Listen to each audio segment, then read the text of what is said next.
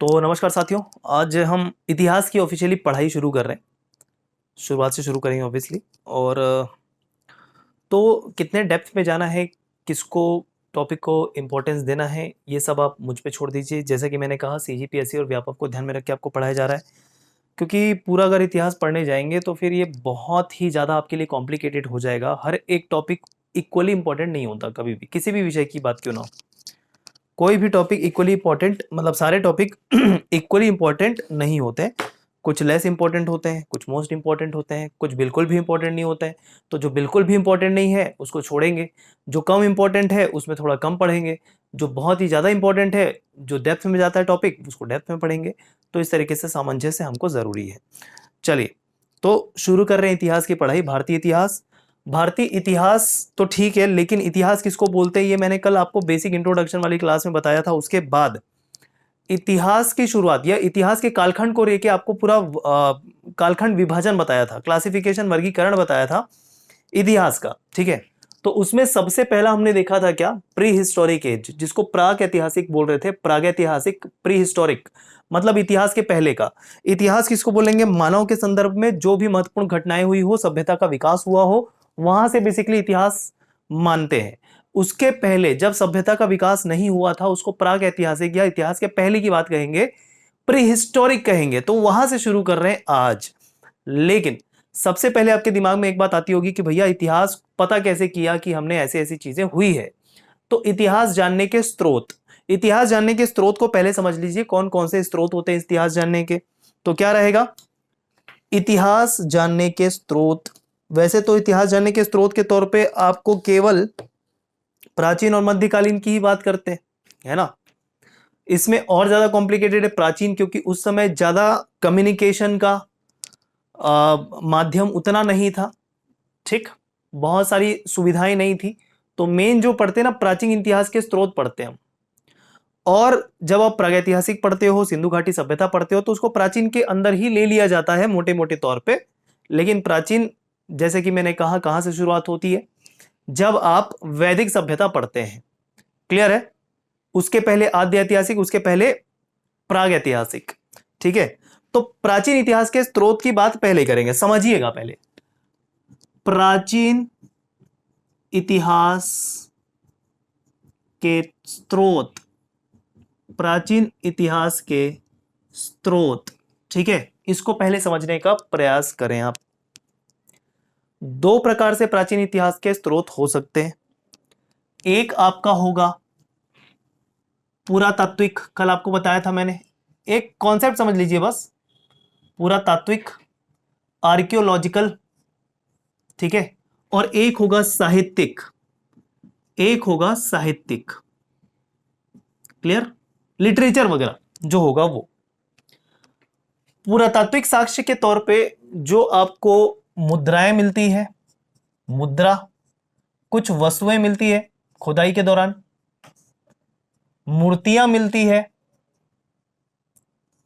कुछ लेख मिलते हैं, कुछ इमारतें मिलती है, इन सब से हमको जानकारी मिलती है पुरातात्विक साक्ष्यों की, जो प्राचीन इतिहास के बारे में बताते हैं। मध्यकालीन और आधुनिक इतिहास के साक्ष्य की बात नहीं करते हैं, क्योंकि बहुत सारी चीजें उसमें क्या बोलते हैं कि जो भी लेख होते हैं उनसे हमको मिल जाता है जनरली।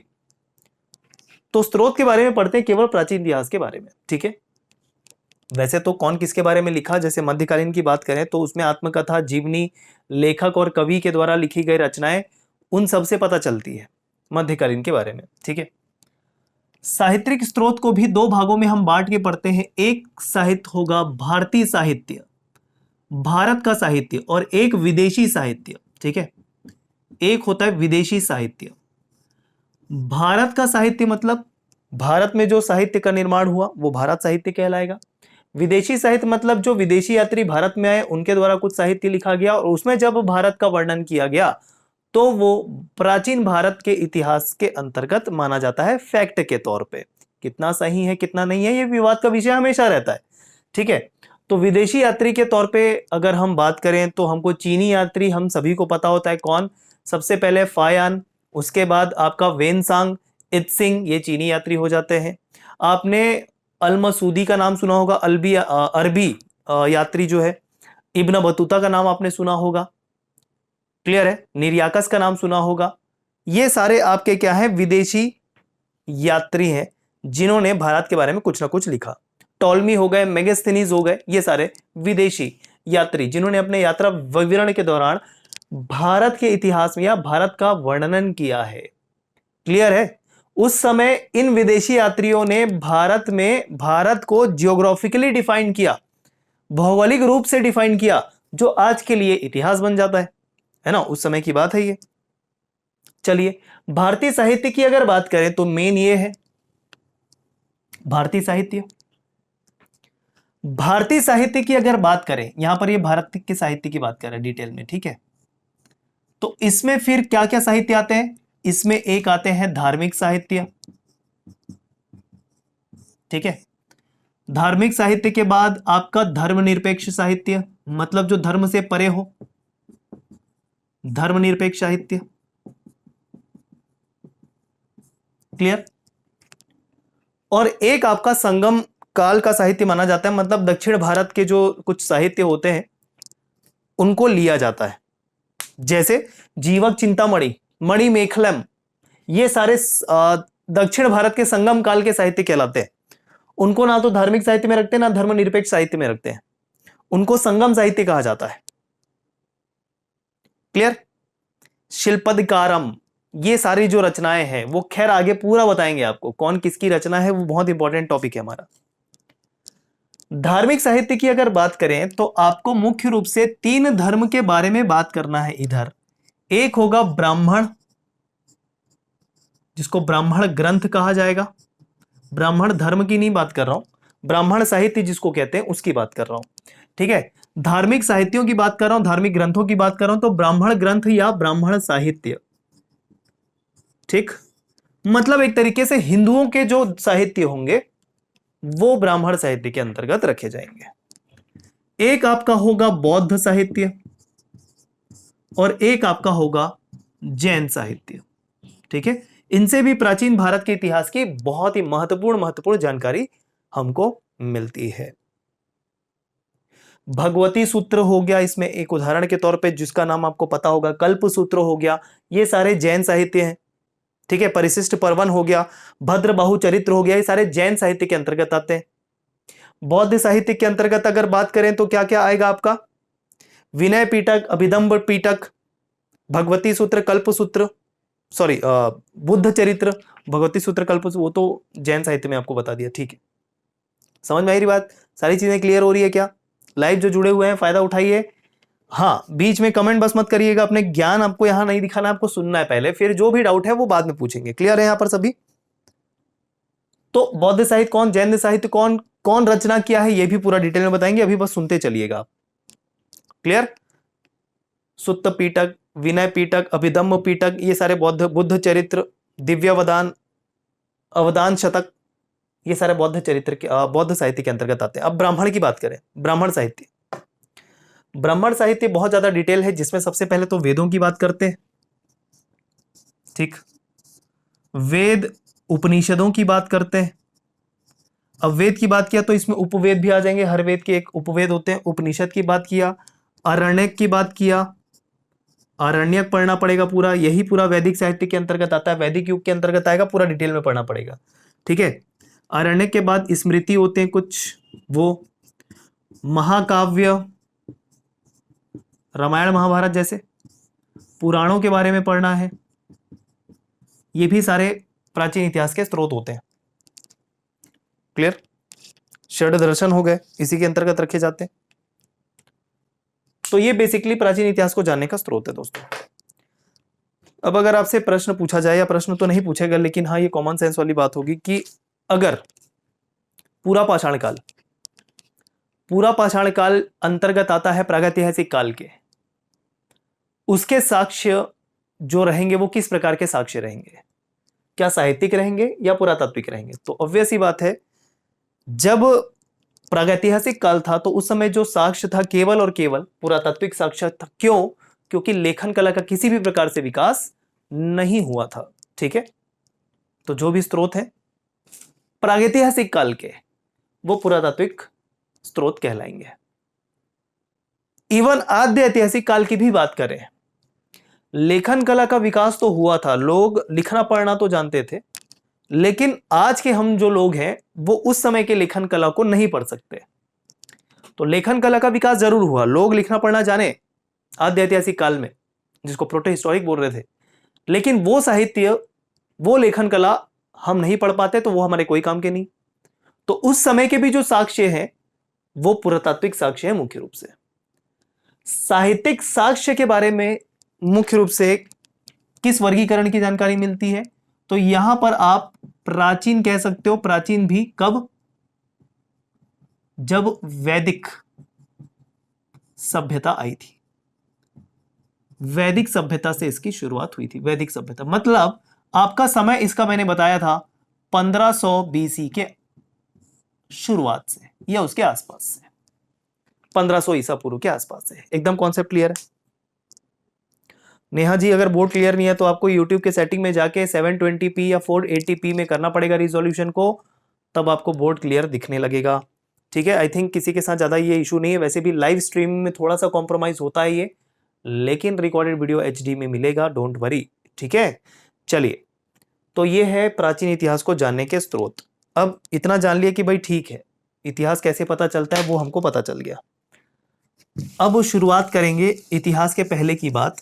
जैसे कि हमने कहा था कालखंड के अनुसार पढ़ेंगे, तो सबसे पहला जो कालखंड आता है वो आता है प्रागैतिहासिक काल का। ठीक है, तो हेडिंग क्या रहेगी अभी? प्रागैतिहासिक काल।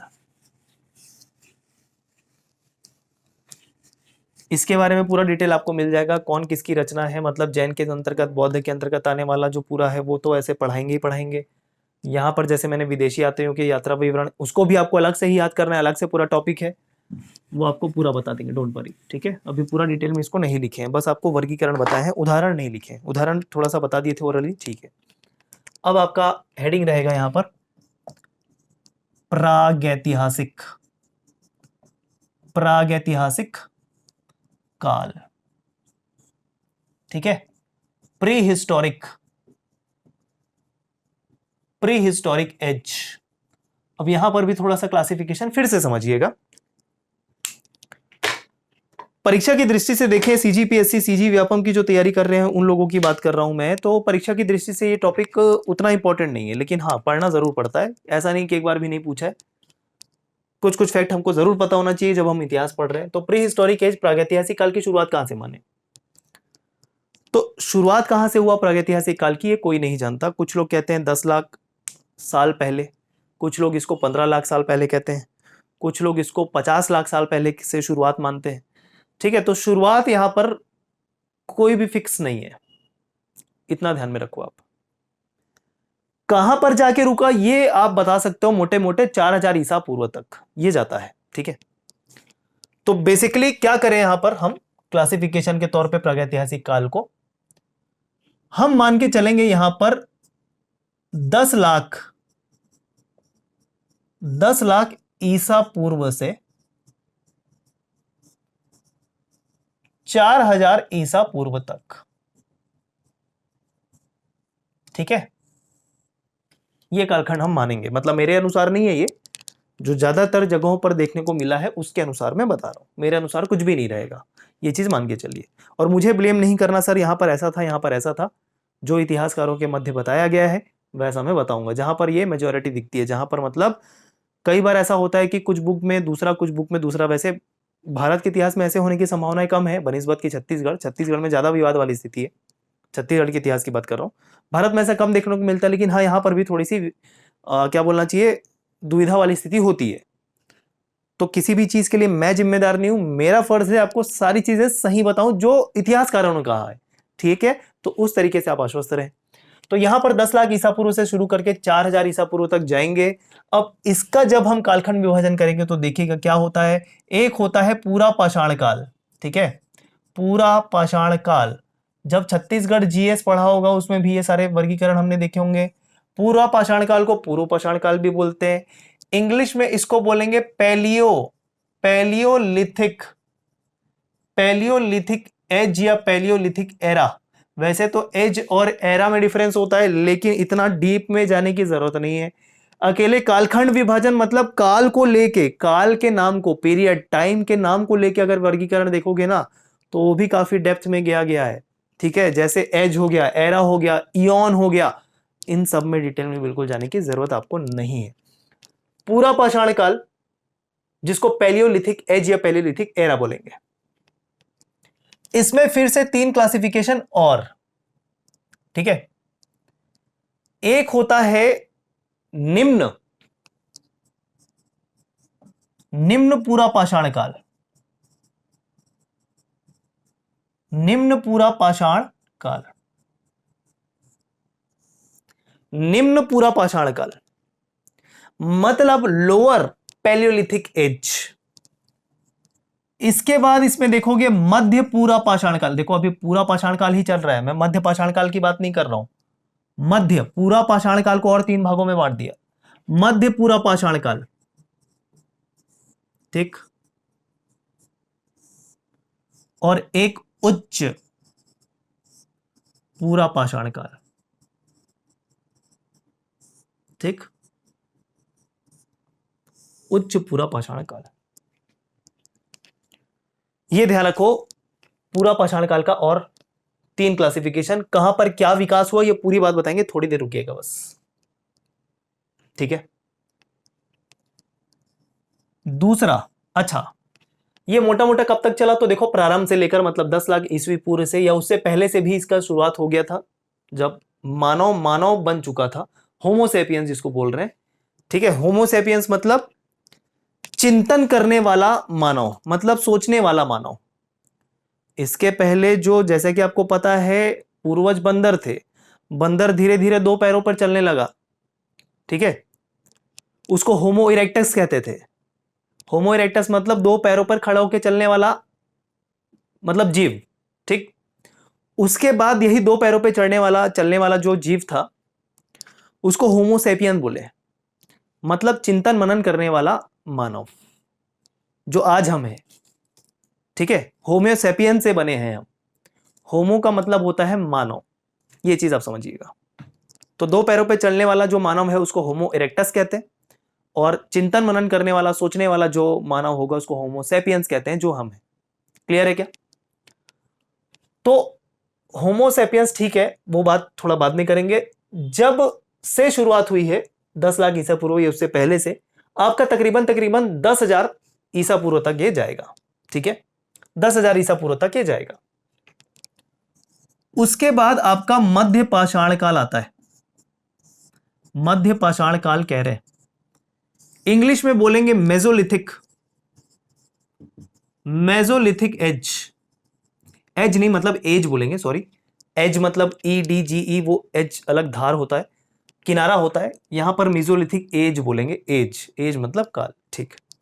मध्य पाषाण काल, अब यहां पर मध्य पाषाण काल तकरीबन 12,000 ईसा पूर्व से लेकर या फिर 10,000 ईसा पूर्व से लेकर मोटा मोटा आपका जाने वाला है ये 7 से 8,000 ईसा पूर्व के आसपास।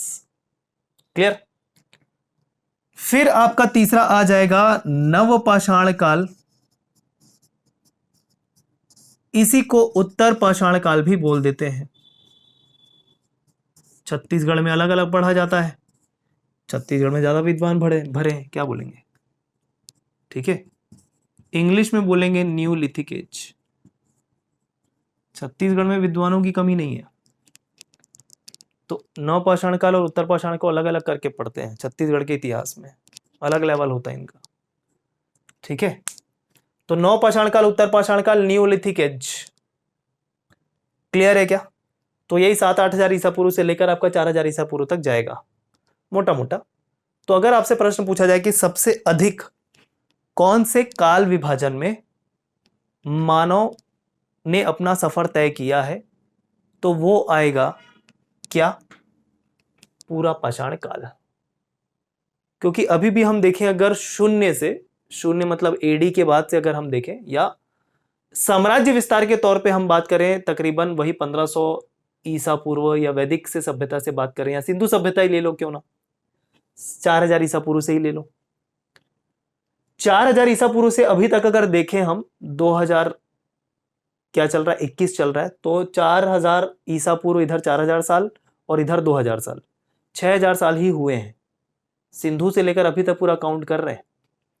लेकिन यहां पर देखो पूरा पाषाण काल में 10 लाख ईसा पूर्व या उससे पहले से भी शुरू होकर कहां तक आया था, यह तकरीबन 10,000 ईसा पूर्व तक आया था।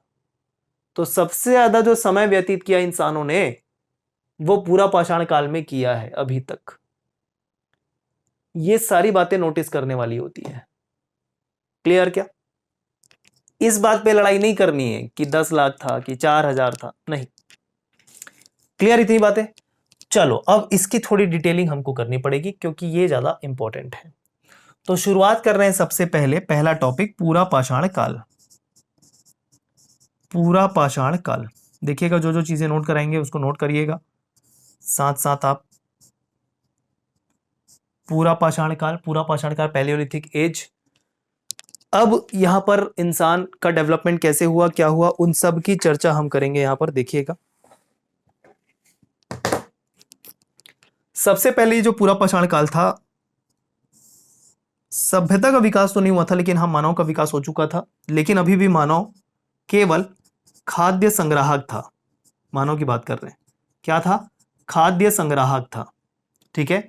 एवं आखेट करता था। क्या करता था? आखेट करता था, मतलब खाना बदोश जीवन व्यतीत करता था। जहां उसको खाना मिल गया वहां चला गया, जहां उसको कोई खाने की चीज दिखी उसको पेड़ पौधे से तोड़ लिया, या कोई जीव जंतु में खाने की चीज दिखी उसको मार दिया, मतलब आखेट कर लिया, ठीक है।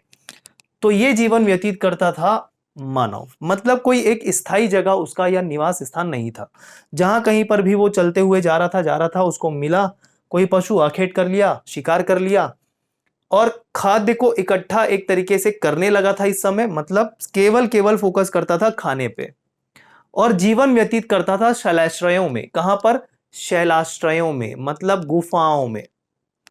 क्लियर? निवास स्थान कहां होता था? शैलाश्रय। हालांकि मध्य पाषाण काल, नव पाषाण काल में भी गुफा में व्यतीत करता था, लेकिन मुख्य रूप से यहां पर शैलाश्रय अगर बात करें निवास स्थान तो पूरा पाषाण काल में होगा। क्लियर क्या? इतनी बातें। तो जीवन कैसे व्यतीत करता था मानव? खाद्य संग्राहक के रूप में, आखेट के रूप में। आखेट करता था मतलब शिकार करता था, हंटिंग करता था। चलो, पूरा पाषाण काल के साक्ष्य कहां से मिले हैं भारत के संदर्भ में अगर बात करें मुख्य रूप से, तो पहला ध्यान रखना सोहन नदी घाटी, ठीक है। अब छत्तीसगढ़ की बात नहीं करेंगे बार बार, उसकी बात हम पहले कर चुके हैं। सोहन नदी घाटी मतलब पंजाब क्षेत्र से आपको भारत में पूरा पाषाण काल की जानकारी मिलती है, ठीक है। इसके अलावा नर्मदा नदी घाटी में भी, नर्मदा नदी घाटी में भी पूरा पाषाण काल की जानकारी या साक्ष्य हमको मिलते हैं। एक बहुत इंपॉर्टेंट भीमबेटका, कहां पर? मध्य प्रदेश। भीमबेटका में आपको जानकारी या साक्ष्य मिलते हैं पूरा पाषाण काल के भारत में, भोपाल के आसपास भीमबेटका। तो ये बहुत इंपॉर्टेंट है ये भीमबेटका, ठीक है, ध्यान रखेंगे। क्लियर? चलो, तो ये पूरा पाषाण काल के बारे में बताया। अब इसका जो क्लासिफिकेशन हमने दिया था फर्दर, पहला क्या?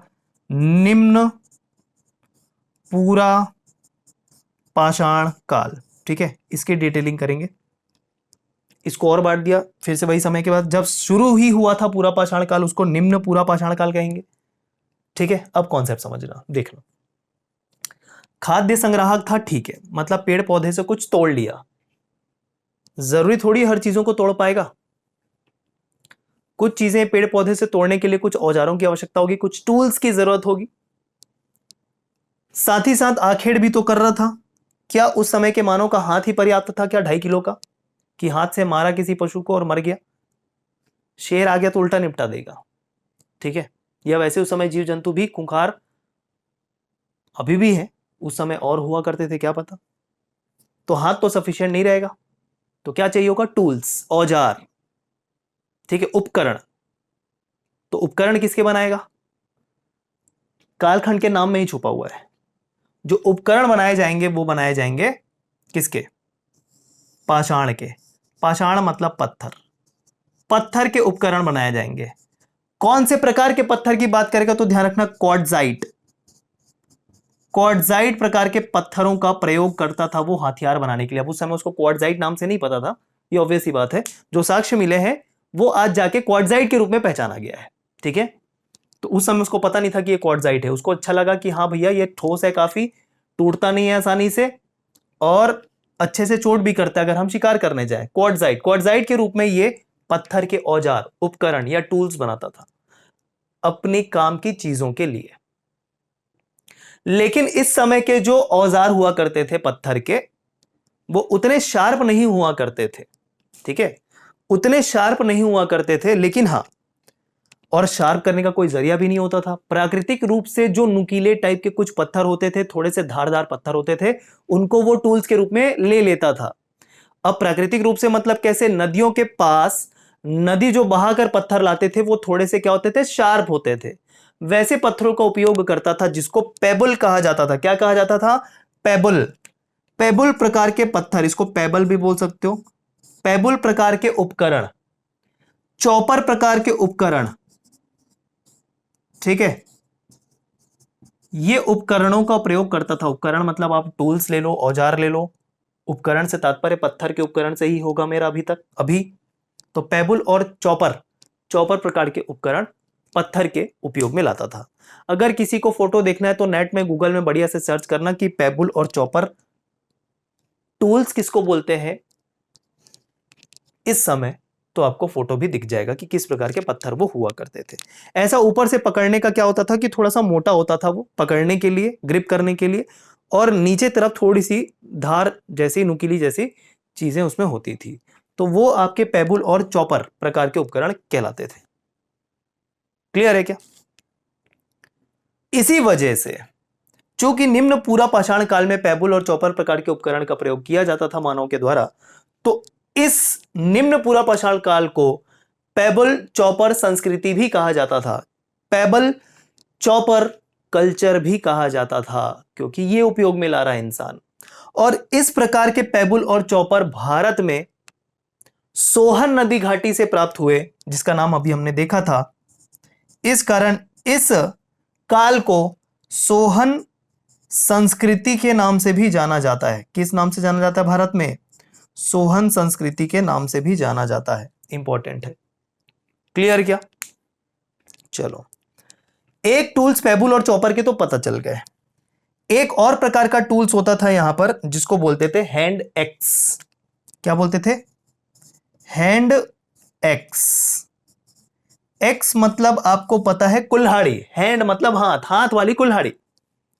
हाथ वाली कुल्हाड़ी जैसे औजार या उपकरण का भी प्रयोग मानव करता था इस समय। तो पेबल और चॉपर संस्कृति के अलावा इस काल को हैंड एक्स संस्कृति के नाम से भी जाना जाता है। लेकिन यह भारत में हैंड एक्स का साक्ष्य सर्वप्रथम कहां मिला? तो ध्यान रखिएगा, हैंड एक्स मतलब हाथ वाली कुल्हाड़ी का साक्ष्य भारत में सबसे पहले मद्रास में प्राप्त हुआ। तो इस वजह से इसको मद्रास संस्कृति भी कहते हैं। ठीक है, दो चीजें बताया मैंने। एक आपका पेबल चॉपर संस्कृति, पेबल चॉपर संस्कृति को सोहन संस्कृति भी कहते हैं, आ रहा है निम्न पूरा पाषाण काल के अंतर्गत। वैसे ही हैंड एक्स संस्कृति भी है, जहां पर आपको कुल्हाड़ी का प्रयोग देखने को मिला, हाथ वाली। और यह हाथ वाली कुल्हाड़ी सबसे पहले मद्रास में पाई गई, जो पूरा पाषाण काल की थी, निम्न पूरा पाषाण काल की थी। इस कारण मद्रास वाले क्षेत्र को हैंड एक्स संस्कृति के नाम से भी जाना जाता है। क्लियर? इतनी बातें ध्यान रखो। तो क्या हुआ, सबसे पहले ना 1863 ईस्वी में, 1863 ईस्वी में मद्रास के पल्लवरम नामक स्थान से पहला हैंडेक्स प्राप्त हुआ था। पल्लवरम, पल्लवरम, पल्लवरम नामक स्थान से प्राप्त हुआ था 1863 में। किसके द्वारा खोजा गया था? रॉबर्ट ब्रूस के द्वारा। रॉबर्ट ब्रूस के द्वारा। इतना डिटेल में जाएगा क्या? शायद ना जाए, लेकिन हाँ, सीजीपीएससी को कोई भरोसा नहीं है भाई। अगर उसका मूड किया कि इस टॉपिक से प्रश्न उठाना है तो उठा देगा। मेरा फर्ज है थोड़ा सा बता दूं आपको, तो बता रहा हूं, जानने में कोई हर्ज नहीं है। क्लियर इतनी बातें? तो ये दो प्रकार के जो आपकी संस्कृति निम्न पूरा पाषाण काल के कारण, कहां पर, कौन सा, ये पूरा बात आपको मैंने बता दिया। चलिए अगला क्या? B point. पूरा पाषाण काल ही चल रहा है, पूरा पाषाण काल ही चल रहा है। उसके अंतर्गत पॉइंट नंबर बी, क्या? मध्य पूरा पाषाण, मध्य पूरा पाषाण काल। ठीक है, अब इसमें सबसे पहली विशेषता किसके बारे में देखेंगे? कैसे क्लासिफाई किया था इसमें? औजारों के अनुसार। यहां पर भी औजार होगा, चलो देखो किस प्रकार का। बहुसंख्यक कोर वाला, बहुसंख्यक multiple core, multiple core tools, multiple core tools. Core को हिंदी में बोलेंगे फलक, कोर को बोलेंगे फलक। Multiple edge tool, multiple core tool, ये होगा हिंदी में बोल देंगे बहुसंख्यक फलक उपकरण का प्रयोग करता था। मतलब वो ऐसे पत्थरों के औजार या उपकरण का प्रयोग करता था जिसमें एक से अधिक धार होते थे। जो पत्थरों को तराश कर बनाया जाता था, एक से अधिक धार होंगे, बहुसंख्यक कोर या बहुसंख्यक फलक। ठीक है, मल्टीपल एज, EDGE वाला एज। क्लियर है क्या? तो ये मध्य पूरा पाषाण काल की विशेषता है। तो फलकों की अधिकता के अनुसार, फलक मतलब एज, जो आपके उपकरण में धार है उसको फलक बोल रहे हैं। फलकों की अधिकता के कारण एक व्यक्ति का नाम ध्यान रखिएगा, हसमुख धीरजलाल संकालिया, इसको फलक संस्कृति कहते हैं। क्या कहते हैं इसको? इसी वजह से फलक संस्कृति, फलक संस्कृति। प्रश्न पूछ देगा फलक संस्कृति किसको कहते हैं, बताइए। 4 ऑप्शन में ये सारे दे देगा आपको, तो आपको बताना है मध्य पूरा पाषाण काल। तो फलक संस्कृति, फलक संस्कृति के तौर पे नाम किसने दिया? हसमुख। क्या नाम दिया? हसमुख। किसने दिया? मतलब हसमुख धीरजलाल संकालिया। इंपॉर्टेंट, महत्वपूर्ण व्यक्तित्व, ध्यान रखिएगा, इतिहासकार, मतलब पुरातत्व वेता थे, ये ध्यान रखो आप। हसमुख धीरजलाल संकालिया, फलक संस्कृति कहा इस काल को। क्यों? एक से अधिक, अनेक फलक वाले उपकरण की वजह से। तो ये इंपॉर्टेंट है मध्य पूरा पाषाण काल के संबंध में। चलिए अगला देखो, पॉइंट नंबर सी। ये 2 बार नंबरिंग क्यों किया मैंने? पॉइंट नंबर सी क्या आएगा? उच्च पूरा पाषाण काल। उच्च पूरा पाषाण काल, फिर से बताइए, उच्च पूरा पाषाण काल। औजार के अनुसार। अब औजार कैसे बन जाएंगे?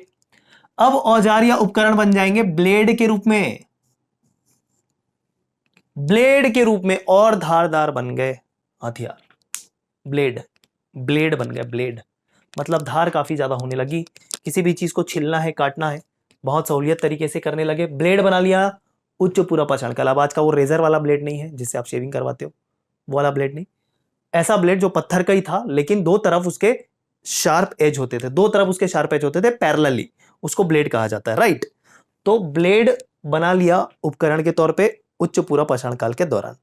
ठीक है, और कहा जाता है कि मैंने जैसे आपको बताया पूरा पाषाण काल में होमो सैपियंस का उदय हुआ था, लेकिन और ज्यादा स्पेसिफाई करें तो उच्च पूरा पाषाण काल में होमो सैपियंस का उदय हुआ था।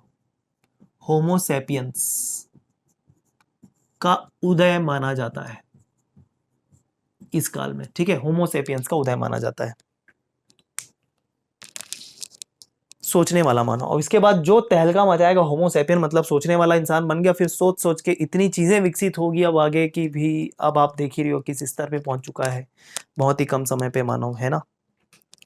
2G 3G 4G 5G भी आ रहा है, यहां तक पहुंच चुके आप और मैं लाइव जुड़े हुए हैं। कोई सोच भी नहीं सकता था इस समय तक। किसकी उपज है?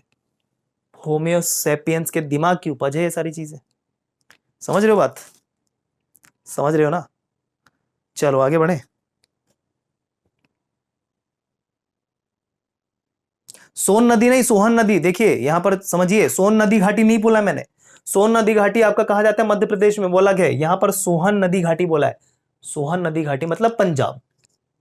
क्लियर अभी? चलिए अगला, अगला क्या आ जाएगा? दूसरा पॉइंट, मध्य पाषाण काल। मध्य पाषाण काल, मेसोलिथिक एज, मेसोलिथिक एज। यहां पर अब विशेषता देखिएगा, उपकरण छोटे होने लगे काफी। जो उपकरण या औजार जिसको कह रहे हैं वो काफी लघु होने लगे, साइज में बहुत छोटे होने लगे। इस कारण इन औजारों को माइक्रोलिथ कहा जाता था। क्या कहा जाता था? माइक्रोलिथ कहा जाता था। माइक्रोलिथ कहा जाता था। क्या बोलेंगे हिंदी में? सूक्ष्म औजार। सूक्ष्म औजार बहुत छोटे होते थे, उपकरण छोटे छोटे हो गए टूल्स के रूप में, तो इस कारण इसको माइक्रोलिथ कहा जाता था और इसी वजह से इस काल को माइक्रोलिथिक एज भी कहा जाता है। क्या कहा जाता है? माइक्रोलिथिक एज भी कहा जाता है। ठीक है। भारत में कहां पर सबसे पहले खोज की गई इस लघु पाषाण की या सूक्ष्म पाषाण की, सूक्ष्म पाषाण उपकरण की? तो ध्यान रखिएगा 1857 ईस्वी। व्यक्ति का नाम कार्लाइज। कार्लाइज। ठीक है। अब उस समय तो अंग्रेजी होते थे भाई ज्यादातर। पूरा नाम है CL कार्लाइज। 1857 विंध्य क्षेत्र में, विंध्य क्षेत्र में सर्वप्रथम इन्होंने भारत के अंतर्गत माइक्रोलिथ नामक उपकरण, नामक उपकरण मतलब छोटे छोटे उपकरण की खोज की थी। क्लियर है क्या? इसके अलावा और क्या विशेषता होगी इस काल के बारे में? मनुष्य आखेट तो करता था, लेकिन अब घूम घूम कर खाना या खाद्य संग्रहण का कार्य करना छोड़ दिया। फिर पशुपालन करने लगा। पशुपालन करने लगा। तो पशुपालन सबसे पहले शुरुआत हुई मध्य पाषाण काल में। ध्यान रखिएगा, अभी मैंने कृषि नहीं कहा है, ये भी ध्यान रखो। कृषि अभी यहां पर अभी नहीं आया है, केवल आखेट मतलब शिकार कर रहा है और पशुपालन कर रहा है, मतलब थोड़े से स्थायी जीवन की शुरुआत हो चुकी है। थोड़े से स्थायी जीवन, ऐसा नहीं कि एक जगह स्थायी बना लिया, वो नवपाषाण काल में आता है, लेकिन थोड़े से स्थायी जीवन की शुरुआत, ऐसा लिखना मत, वैसे इसको समझना बस। तो इस समय का जो मानव है वो आखेट के साथ साथ पशुपालन भी शुरुआत कर दिया। और जो पहला पशु इंसानों ने पाला वो पाला कुत्ता। क्या पाला? कुत्ता। हालांकि उस समय के कुत्ते भेड़िए होते थे, ये भी आपको पता होना चाहिए। कुत्ते एकदम कुत्ते शुरू से वफादार नहीं होते थे, उस समय भेड़िए ही हुआ करते थे। भेड़िए जब इंसानों के कांटेक्ट में आने लगे, दोनों को एक दूसरे की जरूरत महसूस हुई। किसको? मनुष्य को कुत्ते की, मतलब भेड़िए की, और भेड़िए को, वुल्फ को, मानवों की। क्यों? खाने के लिए। कई बार क्या रहता था कि खाना इतना आसानी से नहीं मिलता था भाई शिकार करने वालों को, तो इंसान अब क्या करता था कि आखेट करता था, ठीक है, उसके अलावा पेड़ पौधे से कुछ कंदमूल तोड़ लिया, फल तोड़ लिए, रख लिया अपने पास। तो ये सारी चीजें जो है वो उस भेड़िया को भी दे देता था, तो दोनों का काम चल रहा था इधर। ये जो कुत्ता इसके सुरक्षा का काम करता था मानवों के, और मानव उसको खाना देता था। सिम्बायोटिक रिलेशन यहां पर चल रहा है। क्लियर? तो उस समय भेड़िए भेड़िए धीरे धीरे इवॉल्व होकर कुत्ते बने, ये भी आप ध्यान रखो। ठीक है, चलो, तो ये ध्यान रखो आप, आखेटक और पशुपालक इस समय का मनुष्य। चलो, मध्य पाषाण कालीन अस्थि पंजर सबसे पहले ध्यान रखना। मानव अस्थि पंजर, इस समय के मानव का अस्थि पंजर, पूरा स्केलेटन, नहीं स्केलेटन तो खैर उसको बोलते हैं, पूरा इसको क्या बोलेंगे, जो हड्डी का ढांचा होता है उसको क्या बोलेंगे? अस्थि पंजर। इंग्लिश में नाम ध्यान नहीं आ रहा है, वो आप देख लो। ठीक है, तो अस्थि पंजर भारत में मध्य पाषाण काल से ही सर्वप्रथम प्रतापगढ़, यूपी के प्रतापगढ़ से प्राप्त हुआ है। ठीक है, यूपी के प्रतापगढ़ से प्राप्त हुआ है साक्ष्य के तौर पे, मध्य पाषाण कालीन। ये इंपॉर्टेंट होगा, ध्यान रखिएगा। भारत में मानव अस्थि पंजर मध्य पाषाण काल से किस क्षेत्र से प्राप्त हुआ है साक्ष्य के रूप में? तो ध्यान रखना, प्रतापगढ़, यूपी। क्लियर? पशुपालन का सबसे पहले साक्ष्य भारत में कहां पर मिला है? तो ध्यान रखिएगा, आदमगढ़। पशुपालन का साक्ष्य, साक्ष्य की बात कर रहे हैं ना, यहां पर तो पूरा साक्ष्य पे ही बेस्ड है हमारा इतिहास। तो साक्ष्य की बात करेंगे तो पशुपालन का साक्ष्य, बात तो कर लिया पशुपालन हो रहा था, ठीक है, लेकिन साक्ष्य बताइए, पूछ लेगा। तो पशुपालन का साक्ष्य भारत में आदमगढ़। कहां पर? आदमगढ़, फिर से यूपी। ठीक है, सॉरी आदमगढ़ ये जो है ये एमपी में, आदमगढ़ एमपी।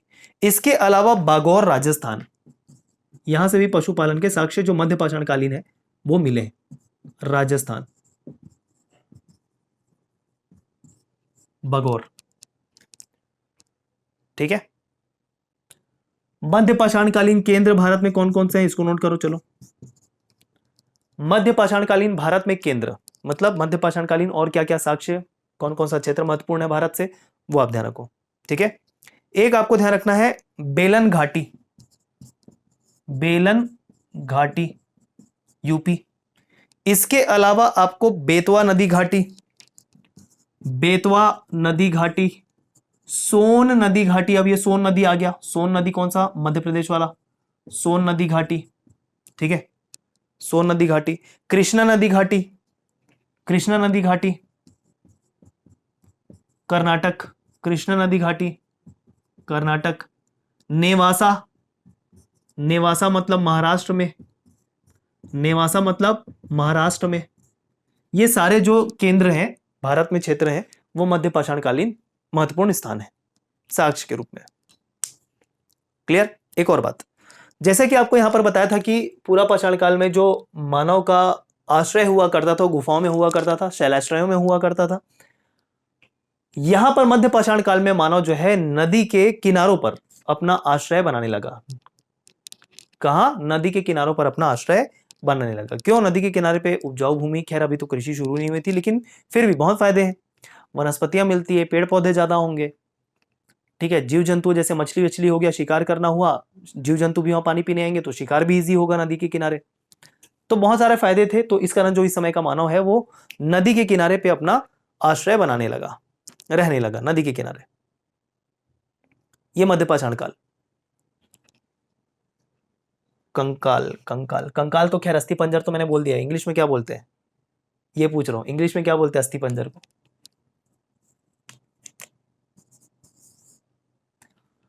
मध्य पाषाण काल के बाद चलिए नौ पाषाण काल और उत्तर पाषाण काल एक साथ समेट के पढ़ेंगे। नौ पाषाण काल, नियोलिथिक एज। ठीक है, तो नौ पाषाण काल के संबंध में सबसे पहला आपको बात ध्यान में रखना है इंसानों के संबंध में, कृषि। क्या, कृषि। दो बहुत महत्वपूर्ण चीज, एक कृषि और एक पहिए की खोज। ये रिवॉल्यूशन लेके आ गया, अब मानव सभ्यता में ये पूरा रिवॉल्यूशन लेके आ गया। कृषि मतलब इस समय का मानव खाद्य संग्राहक होने के साथ साथ, मतलब खाने को इकट्ठा तो करता था तोड़कर, पेड़ पौधे जो उसमें फल उगे हुए हैं उसको शिकार करके इकट्ठे तो कर रहा था, लेकिन अब मानव खाद्य उत्पादक के रूप में भी पहचाना जाने लगा। खाद्य उत्पादक के रूप में भी, मतलब खाना पैदा करने वाला, कृषि करने वाला, खुद खाने के लिए वो पैदा कर रहा है अनाजों को, तो खाद्य उत्पादक इस समय का मानव कहलाया। तो पशुपालन तो रहेगा ही, ये भी ध्यान रखो, पशुपालन तो रहेगा ही रहेगा, तो ऑब्वियस सी बात है। चलो आगे और कुछ फैक्ट की बात करते हैं। पूरे विश्व में सबसे प्राचीनतम नवपाषाणकालीन साक्ष्य के रूप में क्षेत्र को ध्यान में रखा जाता है मेहरगढ़। किसको, मेहरगढ़, बलूचिस्तान, पाकिस्तान। ठीक है, मेहरगढ़ नवपाषाणकालीन स्थल सबसे प्राचीन पूरे विश्व में, मेहरगढ़ इंपॉर्टेंट। कहां, बलूचिस्तान, पाकिस्तान। ठीक है, ध्यान रखेंगे। प्राचीन बस्ती, नवपाषाण युगीन प्राचीन बस्ती कहां पर है, मेहरगढ़ में। भारत में अगर ध्यान रखें, जैसा कि हमने बताया खाद्य उत्पादक या कृषि की शुरुआत हो चुकी थी, तो कोलडीवा, कोलडीवा, या इसको ऐसा भी लिखते हैं कोल्हडीवा, कोल्हडीवा नामक स्थान कहां, इलाहाबाद के पास। कोल्हडीवा नामक स्थल इलाहाबाद के पास में धान के साक्ष्य मिले हैं, धान के साक्ष्य मिले हैं जो नवपाषाणकालीन है, जो नवपाषाणकालीन है। क्लियर। और कौन सा क्षेत्र याद रखना है, एक क्षेत्र आपको याद रखना है चिरांद, चिरांद, चिरांद कहां पर है, बिहार में। चिरांद कहां पर है, बिहार में। तो यहां से क्या प्राप्त हुआ है, हड्डी के उपकरण प्राप्त हुए हैं, हड्डी के उपकरण प्राप्त हुए हैं, मतलब हिरण के हड्डी के, मतलब हिरण के सींग के उपकरण। अब हिरण के सींग देखोगे तो नुकीले, और बेसिकली जो सींग वगैरह होता है वो किसका होता है, मतलब एक तरीके से हड्डियों का ही होता है, वो हड्डियों का ही पार्ट होता है। तो हड्डियों के उपकरण, औजार मिले हैं चिरांद, बिहार से। हिरण के हड्डी के उपकरण है वो, ध्यान रखना, किसी कोई मनुष्य को के हड्डी के उपकरण नहीं है भाई, ये ध्यान रखना। क्लियर है क्या? इसके अलावा इस समय जो इंसान हथियार यूज कर रहा था वो पॉलिशदार हुआ करता था। ये एक और खासियत विशेषता, पॉलिशदार हथियार या उपकरण का प्रयोग करने लगा मानव इस समय। हालांकि पत्थर के ही थे, अभी भी पत्थर चला है, कोई भी धातु का नाम मैंने नहीं लिया है, ध्यान रखिएगा, केयरफुल। यहां पर सावधानी बरतने वाली बात यही होती है। आपसे प्रश्न कभी भी पूछ लिया जाएगा कि भैया बताइए कि धातु का प्रयोग सर्वप्रथम मानव ने कब किया था, ठीक है, इनमें से 3 नाम दे दिया ये और चौथा दे दिया इनमें से कोई नहीं, तो आंसर क्या आएगा? इनमें से कोई नहीं। अभी तक कोई भी धातु की खोज नहीं हुई थी, कोई भी धातु के उपकरण का प्रयोग अभी तक नहीं हुआ था, केवल पत्थर और हड्डी के उपकरण की बात चल रही है। क्लियर है कि नहीं है? तो पॉलिश करने लगा हथियारों को इस समय स्थल। अगर पूरे विश्व में बात करें तो एक स्थान का नाम बस आप ध्यान रखो, बुर्ज होम, ठीक है। ये जो बुर्ज होम है ना, बुर्ज होम नौपाषाणकालीन स्थल के रूप में बहुत ही महत्वपूर्ण है। इस कारण सिर्फ नाम सुन लो, बुर्ज होम नौपाषाणकालीन स्थल के तौर पे आपको ध्यान में रखना है, बहुत इंपॉर्टेंट है। भारत में कौन कौन सा केंद्र होगा नौपाषाणकालीन, चलो नोट करो। भारत में नौपाषाणकालीन केंद्र या स्थल के तौर पे बेलन घाटी यूपी में, पहले भी उधर बताया था, तो बेलन घाटी मध्यपाषाण काल के संबंध में भी आएगा, यहां पर भी आएगा। इसके अलावा सोन घाटी मतलब मध्य प्रदेश और सिंह भूमि मतलब झारखंड। यहां पर एडिशनल एक चीज आपको ऐड करना है, झारखंड, जम्मू कश्मीर नहीं, झारखंड है ये, सिंह भूमि, ठीक है, नौपाषाणकालीन स्थल के तौर पे। छत्तीसगढ़ का कहीं पर भी कोई व्याख्यान हमको नहीं मिलता, इस कारण छत्तीसगढ़ के बारे में मैं आपको कोई भी बातें यहां नहीं बता रहा हूं। हालांकि पूर्व पाषाण काल से लेकर मध्य पाषाण काल, नवपाषाण काल सभी के साक्ष्य छत्तीसगढ़ में भी मिलते हैं, लेकिन चूंकि भारत के इतिहास में छत्तीसगढ़ का वर्णन नहीं है, मुख्य मुख्य स्थान आपको मैंने बता दिए। क्लियर है क्या? तो ये था बेसिकली प्रागैतिहासिक काल भारत के संदर्भ में। अब अगर आपसे प्रश्न पूछे कि पहली बार मानव धातु का प्रयोग कब किया, तो इसके बाद आने वाला जो कालखंड है, क्या प्रागैतिहासिक काल के बाद आता है आद्य ऐतिहासिक काल, मतलब शुरुआत हो जाती है 4000 ईसा पूर्व से। आद्य ऐतिहासिक काल की भी अगर बात करें तो उसमें भी बहुत सारे, जैसे जरावा संस्कृति है, ठीक है, और भी कई कई संस्कृतियां हैं राजस्थान में, मध्य प्रदेश में, ये सारी संस्कृतियां, उसके नाम आपको बता देंगे, जिसको बोल सकते हैं कि पूर्व हड़प्पन सभ्यता, हड़प्पा सभ्यता के पूर्व की सभ्यता, ठीक है। तो उस समय यह सभ्यता आद्य ऐतिहासिक काल की शुरुआत हो चुकी थी। ऐसा नहीं कि आद्य ऐतिहासिक काल शुरुआत हुआ और हड़प्पा संस्कृति ही शुरुआत हो गई, नहीं, हड़प्पा सभ्यता थोड़ी सी बाद में आती है, उसके पहले भी कुछ सभ्यताएं थी जो आद्य ऐतिहासिक काल के अंतर्गत रखे जाते थे। और सर्वप्रथम मानव के द्वारा जो धातु प्रयोग में लाया गया वो लाया गया तांबा, कॉपर, ठीक है। तो सर्वप्रथम मानव ने आद्य ऐतिहासिक काल में धातु का प्रयोग किया था कॉपर के रूप में, और इस वजह से आद्य ऐतिहासिक काल को चैल्कोलिथिक, चैल्कोलिथिक एज भी कहते हैं। चैल्कोलिथिक एज आपने नाम सुना होगा, किसको कहते हैं? आद्य ऐतिहासिक काल को, कॉपर धातु के प्रयोग की वजह से। लोहे का प्रयोग तो बाद में देखते हैं, जब वैदिक सभ्यता के आसपास हम पहुंचते हैं। लोहे तो बहुत में बाद में ज्ञान हुआ, पहले तो कॉपर का ज्ञान हुआ मनुष्यों को। क्लियर क्या? तो आद्य ऐतिहासिक काल अब अगला टॉपिक होगा, जिसमें हम मुख्य रूप से 2-4 संस्कृतियों के नाम, जो पूर्व हड़प्पन सभ्यता उसके नाम के साथ साथ मुख्य रूप से पढ़ेंगे सिंधु घाटी सभ्यता। अगले क्लास का टॉपिक है दोस्तों। चलिए फिर मिलते हैं, धन्यवाद।